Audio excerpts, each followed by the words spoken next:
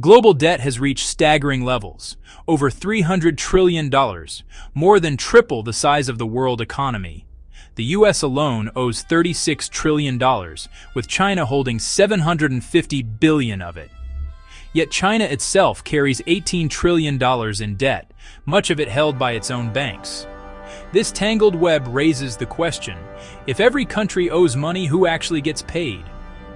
The answer lies in how debt circulates, not in a single lender collecting repayments. Debt is not new.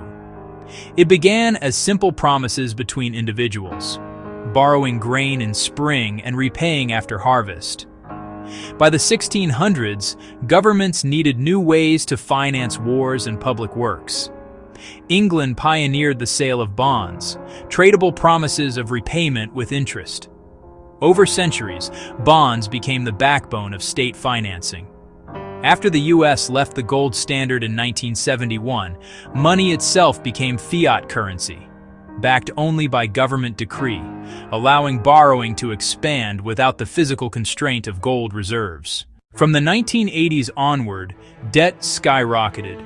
Governments learned they could borrow not just to fund wars, but to stimulate growth, build infrastructure, and stabilize recessions. Today, debt is the engine of the global economy. The U.S. illustrates the system. About 70% of its debt is owed domestically, mainly through bonds purchased by banks, pension funds, and insurance companies. When citizens deposit money in banks, those funds are reinvested in bonds. The government pays interest, which flows back to savers and reinvestors, creating a circular cycle of lending and borrowing. Foreign entities, like other governments and banks, hold the remaining 30%, further intertwining global finances. Debt persists because it fuels growth. Borrowing allows governments to spend more, stimulating businesses and employment, which feeds back into more spending.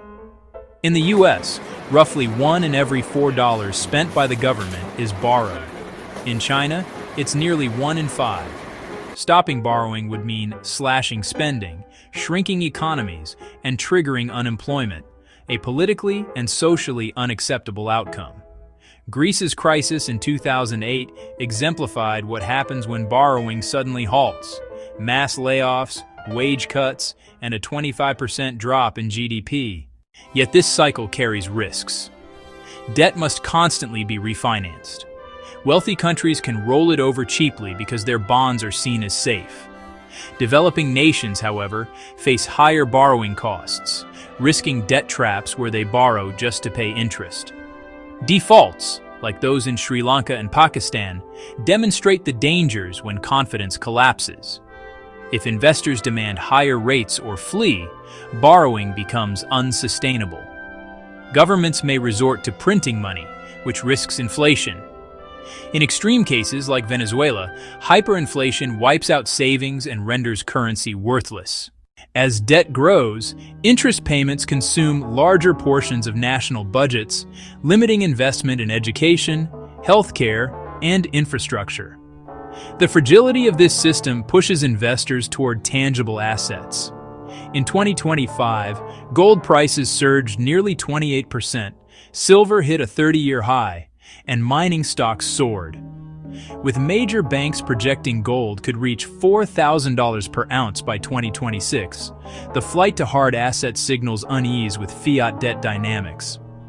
Ultimately, global debt is not just unpaid bills, it's the circulatory system of modern economies. Borrowing and lending drive growth, fund crises, and underpin prosperity. But the very system that sustains progress is also inherently unstable. The unresolved question remains: can this cycle of perpetual borrowing continue indefinitely, or will the weight of rising debt eventually trigger a reckoning?